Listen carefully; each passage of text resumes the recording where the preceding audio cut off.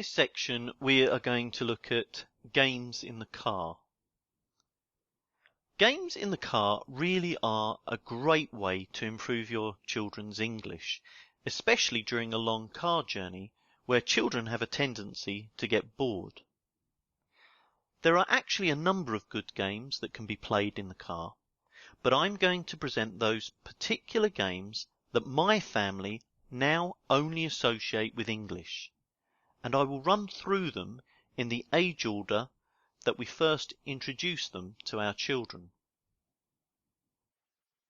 I Spy is probably the most well-known car game in the English language, and is a game that we actually started playing with my eldest daughter when she was just 2 years old, so before she could spell. We created an age-appropriate variant of the game which was based around the colour of an item rather than the first letter of its name. So, for example, if the item that was spied was the sky, the phrase would be, "I spy with my little eye something that is blue." For a tree, it would be, "I spy with my little eye something that is brown and green." When my daughter was a bit older, we started to play the more classic variant of the game, namely, "I spy with my little eye something beginning with S." Staying on the I Spy theme for a bit, there is a totally unrelated car game based around a series of books called the I Spy books, which were very popular in the 70s and 80s, and which Michelin, of the tyre fame, have brought out a new version of them. You can find them on Amazon. I'll include a link in the supplemental materials. And these I Spy books are very popular with older children when in the car, and are available through Amazon for the price of a cup of coffee. So they come highly recommended for long car journeys and another great way of improving their English proficiency. Okay, the second game that we play in the car only in English, and it was the second game that we introduced to our children, is the I Went to the Zoo game. And we first introduced this game to our children at about the age of 4 to 5. The game is based around everyone in the car saying what they saw on a fictitious trip to the zoo. The game begins with the youngest person in the car saying, "I went to the zoo and I saw a," and saying what animal that they saw. For example, a lion.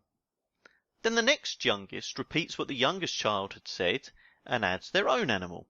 So, for example, they would say, "I went to the zoo and I saw a lion and a giraffe."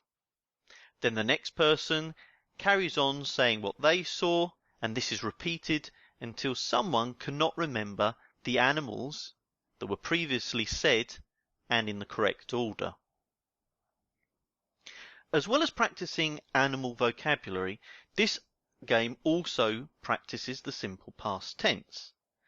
You can find out more about this game in the ESL worksheet at the zoo, which is included with this course, as this particular game works very well as a warm-up activity within a classroom environment.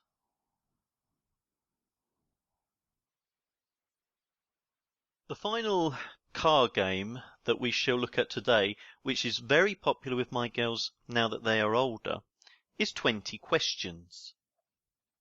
In this game, the youngest person in the car simply thinks of something. Now it should be an animal, a vegetable, or a mineral. And then the rest of the passengers in the car have 20 questions to try and guess what it is that they are. Questions have to be asked in such a way that the youngest child can answer yes or no. For example, an obvious question would be, "Are you an animal?" If the youngest child had thought of a tree, for example, he or she would answer no, and then the next person would ask a yes-no type question.